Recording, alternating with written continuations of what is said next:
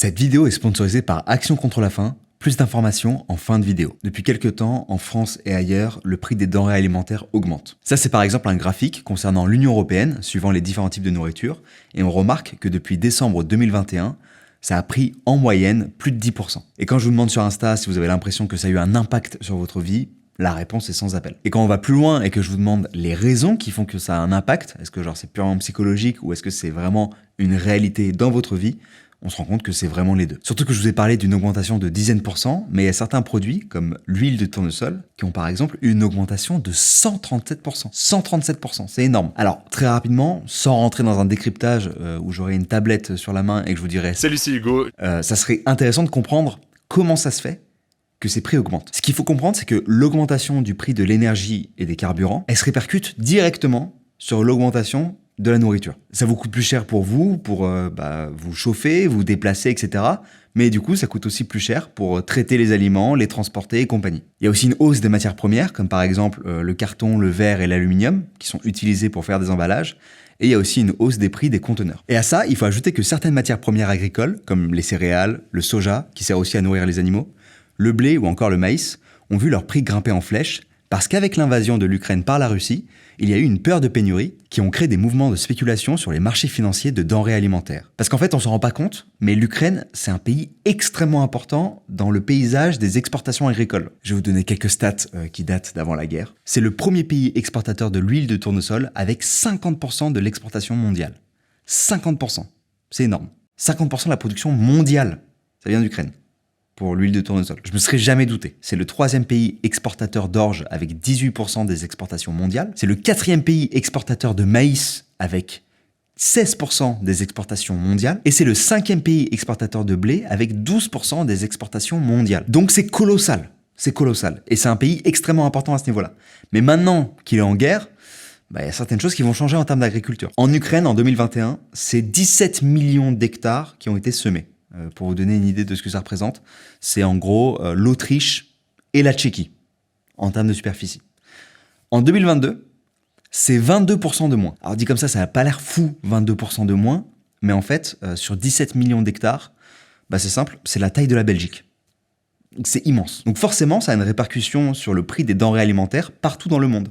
Et si on veut savoir où précisément partout dans le monde, il suffit de regarder à qui exporte l'Ukraine. Et ce graphique, par exemple, c'est les exportations ukrainiennes de blé. Et on se rend compte que c'est vraiment partout dans le monde, notamment 34% en Afrique. Ouais, vous en doutez. Parce que même si notre situation, elle est merdique, on reste des privilégiés. Donc il y a toujours beaucoup plus merdique que nous. Alors là, j'ai fait un focus sur la guerre en Ukraine parce que j'ai trouvé que c'était assez intéressant par rapport aux denrées alimentaires et tout. Mais c'est pas la seule raison qui fait que les prix des denrées ils ont augmenté. Il y a aussi le Covid qui a entraîné une inflation généralisée. Et un autre élément qui lui mérite en fait carrément un documentaire, c'est le réchauffement climatique. Voilà. Désertification, sécheresse, inondation, la bonne ambiance, voilà. On a tous en tête un petit peu les images, etc. On a un peu moins en tête les chiffres, donc je vais vous en donner un. Les populations sont parfois obligées de se déplacer et donc d'abandonner leurs récoltes. Au Pakistan, c'est 7,6 millions de personnes qui se sont déplacées. Voilà. C'est pas une projection, c'est genre arrivé. C'est un fait, c'est arrivé. Alors heureusement, il y a des associations qui viennent en aide aux personnes qui sont le plus touchées par cette hausse des denrées alimentaires, notamment la bien nommée sponsor de cette vidéo, Action contre la faim. Et souvent, ces associations, elles utilisent des produits qu'on appelle ATPE, aliments thérapeutiques prêts à l'emploi. Alors je connaissais pas du tout ce que c'était avant de faire cette vidéo. J'ai trouvé ça hyper intéressant. En fait, c'est des aliments, c'est une pâte à base d'arachides, de minéraux, de graisses végétales, et de vitamines. C'est dans des sachets qui, lorsqu'ils sont fermés, n'ont pas besoin de rester au frais et peuvent rester des années, en fait, avant d'être périmés. Et la grosse révolution, c'est qu'il n'y a pas besoin de mettre de l'eau dedans pour ensuite le mélanger et le manger. Ça a l'air de rien comme ça, mais en fait, choper de l'eau propre, etc., c'était une galère. En fait, c'est une révolution parce que ça veut dire que ça peut se manger de n'importe où et donc on n'est pas obligé d'hospitaliser les enfants qui en ont besoin. C'est ce qui permet de lutter contre la malnutrition aiguë sévère, qui est la forme la plus grave de sous-nutrition. Et la première entreprise qui a développé ça, figurez-vous qu'elle est française. Et le produit s'appelle le Plumpy Nut. Et c'est genre une star. Son papa a reçu le prix de l'inventeur de l'année, les médias en parlent partout, Plumpy Nut. et il y a Kristen Bell et 3 autres acteurs que personne ne connaît qui ont créé une boîte qui s'appelle This Saves Lives. Et en fait, à chaque fois que vous leur achetez une barre, ils distribuent un Plumpy Nut dans le monde. Alors si on doit être un petit peu plus précis en termes de nutrition, pour 92 grammes, c'est 500 kilocalories. Pour celles et ceux qui réalisent pas trop ce que c'est, tout de suite, une réaction de mon coach sportif qui s'y connaît extrêmement bien en nutrition quand je lui présente le produit. 92 grammes, Ouais, 500 calories. 500 calories. Ouais, c'est beaucoup ou pas? C'est énorme. Et ce qui est bien, c'est que les usines ne sont pas seulement en France, il y a des usines un petit peu partout dans le monde. Il y en a par exemple au Burkina Faso, en Éthiopie, au Soudan, au Niger, à Madagascar, et il y en a même au Kenya et en Inde. Mais le problème, c'est qu'on a vu que la bouffe, ça a augmenté partout. Et donc partout, ça inclut aussi le Plumpy Nut. C'est-à-dire que depuis mai 2021, on a une hausse du prix du Plumpy Nut de 24%. Et en plus, il y a une augmentation de 16% qui est prévue dans les prochains mois. Alors ça n'a pas l'air grand-chose comme ça, 24% et tout, mais c'est comme l'exemple des superficies de la Belgique de tout à l'heure. C'est-à-dire que sur la quantité de Plumpy Nut dont on a besoin, ça représente à peu près 12 millions. C'est énorme. 12 millions d'euros, de dollars, de toute façon, en ce moment, c'est extrêmement proche. Alors évidemment, on reste dans la bonne ambiance, puisque c'est une hausse qui arrive à un des pires moments, en fait, parce qu'il y a des pays comme le Kenya, l'Éthiopie et la Somalie qui connaissent, d'après Le Monde, je cite, une sécheresse sans pareille depuis 40 ans. C'est en fait 1,7 million d'enfants de moins de 5 ans qui souffrent de malnutrition sévère aiguë. 1,7 million. Quand j'écris mes vidéos, j'aime bien trouver une sorte de plot twist, un truc auquel on n'aurait pas forcément pensé, une nouvelle idée, un truc un peu original, ou un truc un peu philosophique aussi. Je pense que c'est pour ça que les gens me suivent, c'est pour ça que vous me suivez sûrement. C'est ce que vous devez kiffer dans mes vidéos, en partie en tout cas. Là franchement, j'ai pas trouvé. Ça a dû m'arriver peut-être 2-3 fois en 9 ans de vidéos, et la dernière fois, je sais même pas quand c'était. En fait, le problème de la faim dans le monde, il est à la fois très compliqué, et en même temps, il y a quelque chose de très simple dans ce problème-là.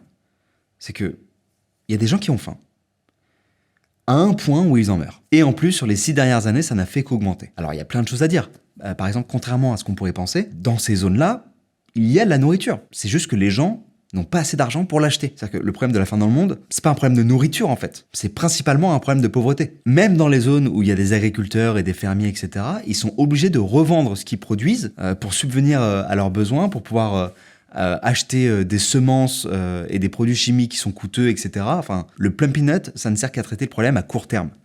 L'une des solutions à moyen-long terme, et d'ailleurs Action contre la faim travaille aussi dessus, c'est l'agroécologie. Et d'ailleurs Michou en a fait une vidéo sur sa chaîne il y a quelques mois. Aujourd'hui, les modèles que l'agriculture chimique elle a favorisés, c'est des modèles de monoculture. Donc c'est plus pauvre nutritionnellement, ça rend dépendant des autres, et ça tue la biodiversité. En plus de ça, ça pollue les sols, l'eau, ça n'a pas un super impact sur le réchauffement climatique de manière générale, donc c'est pas génial. En fait, le principe de l'agroécologie, c'est d'avoir une agriculture qui fonctionne avec la nature et pas contre elle. L'idée, c'est d'utiliser les connaissances que les populations locales ont de leur environnement pour faire vivre ensemble des espèces de plantes et d'animaux. Donc le but, c'est pas d'avoir des engrais chimiques pour fertiliser les sols ou bien des insecticides pour protéger les plantes, mais c'est plutôt de s'appuyer sur la biodiversité. Les conséquences de ça, elles sont bénéfiques pour la planète, mais surtout pour les communautés locales, parce qu'en fait, ça leur permet d'avoir une alimentation plus variée et d'être moins dépendants des autres. Vandana Shiva en parle bien, c'est une écrivaine et une militante indienne qui a reçu en 1993